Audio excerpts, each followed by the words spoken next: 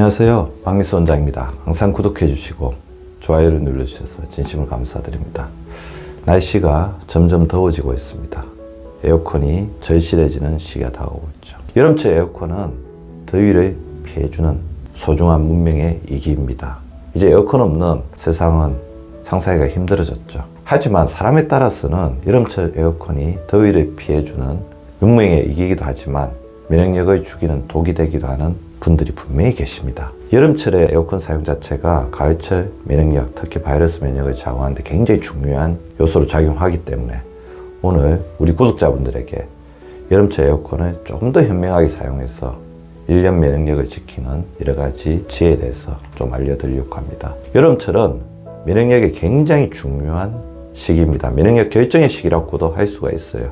왜 그러냐면 실내와 실외의 온도차가 굉장히 변화가 크고 고온다습하기 때문입니다. 이때 특히 자율신경계는 이런 변화에 적응하기 위해서 굉장히 노력을 해야 되는데요. 특히 에어컨이 등장하면서 실내는 이제 어떻게 보면 여름이 아니죠. 실외는 여름입니다.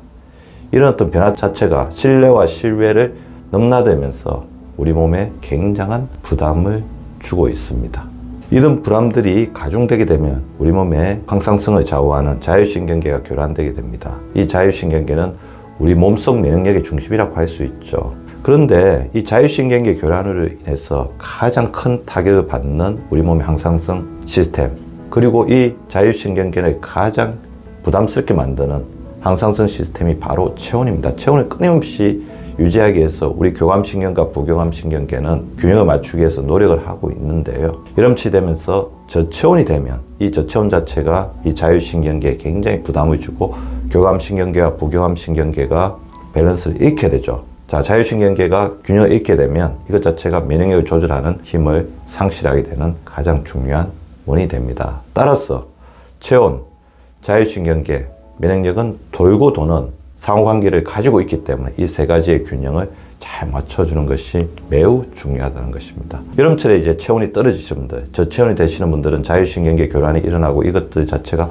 면역력을 해치게 되고, 이러한 면역력의 저하 자체는 가을까지, 겨울까지 이어지면서 1년 면역력에 영향을 주게 되죠. 자, 그렇다면 여름철 특히 더 체온이 떨어져서 자율신경계에 부담을 주시는 분들은 어떤 특징을 가지고 있을까요? 첫 번째, 몸을 움직이지 않죠. 근육운동과 육체적인 활동을 하지 않는다. 가까운 거리도 차를 타고 이동합니다. 과식을 자주 합니다. 소화기능에 우리 몸의 자율신경계 시스템의 힘이, 에너지가 많이 소모돼 버리죠. 몸을 차게 하는 음식을 너무 많이 드십니다. 일상생활에서 스트레스를 많이 받고 있죠. 화학약품과 화학조미료가 들어간 음식을 즐겨 먹죠. 가볍게 샤워만 할 뿐 입욕하지 않습니다. 겨울을 제외하고는 대부분 에어컨을 가동합니다. 어떻게 보면 이 여름철의 에어컨 자체가 체온을 떨어뜨리는데 중요한 원인이 되고 있다는 것입니다. 특히 이것이 극심해지면 병으로 진화가 되죠. 저체온 자체가 병으로 진화된 가장 대표적인 에어컨에 의해서 발생하는 질병이 바로 냉방병입니다. 여름철 냉방병은 가을철 바이러스 질환의 전조증상, 위험신호라고 할 수가 있는데요. 수족냉증이나 차가운 몸으로 내원하는 사람들의 공통적인 특징을 보게 되면 감기가 자주 걸리고 배도 자주 아픈 장염에 취약합니다. 우리 몸에서 정상 체온에서 체온이 지나치게 떨어지게 되면 면역력이 떨어지는데요. 체온이 1도 내려갈수록 면역력이 10% 감소한다는 여러 가지 연구 결과도 있습니다. 특히 냉방병은 현대의 대표적인 문명병이죠. 신체가 여름철 기온에 적응한 상태인데 냉방이 가동되는 상황에 직면될 때 불균형의 상태가 일어나게 되죠. 고온과 저온 환경이 교대되는 환경에 적응하지 못한 내 몸의 자율신경계가 균형을 잃은 자율신경계 변조 현상이 되겠습니다. 두통, 식욕부진, 코막힘 등 감기와 비슷한 증상이 위장장애, 현기증 등이 동반되죠. 관절통, 외경통까지 심하게 호소하시는 분들이 있습니다. 냉방병은 그냥 지나가는 여름철 감기로 생각하기에는 우리 몸에 면역력에 미치는 영향이 지대하고 1년 면역력을 망치는 주범이 되기도 합니다. 냉방병을 이기기 위한 가장 중요한 방법은 체온을 사수하는 거죠. 평소 체온을 낮지 않게 유지하는 게 중요합니다. 일일 평균 체온을 측정하는 오전 10시에 체온을 측정하여 36.5도 미만이면 냉증이라고 판단할 수 있습니다. 체온을 올리는 식재료를 잘 드시는 게 중요합니다. 체온을 올리는 식재료, 과일, 견과류, 마늘, 파, 찹쌀, 갈치, 새우, 식초 등이 권장되고 있습니다. 특히 채소와 과일을 규칙적으로 섭취하면서 잘 꼭꼭 씹으면서 기초대사량을 올리고 체온을 잘 유지하는 것이 필요합니다. 대부분 우리 입맛에 달고 연한 음식보다는 쓰고 질기고 신맛의 음식이 체온을 잘 유지해 주신다고 보면 됩니다.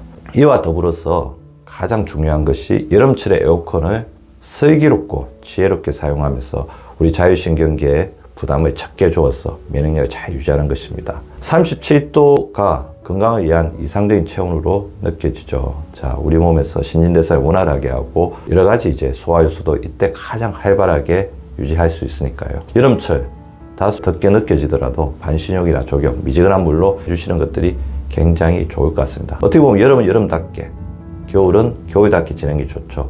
하하동동입니다. 바이오리듬을 지키는 원칙이 바로 하하동동이라고 할 수 있습니다. 38도에서 41도의 미지근한 물은 우리 몸의 부교감 신경을 활성화시켜 심박동을 적절하게 통제하고 내장 기능을 촉진하며 근육의 이완과 휴식을 유발하게 됩니다. 자, 그러면 여름철 에어컨 현명하게 사용하는 여러 가지 팁들에 대해서 간단하게 알려드리겠습니다. 첫째, 에어컨 가동 중에는 긴 옷이나 스타킹을 착용해서 보온에 유의합니다.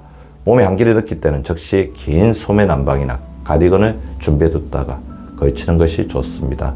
사실 어떻게 보면 에어컨을 피할 수 없는 환경에 처해 있는 경우도 많습니다.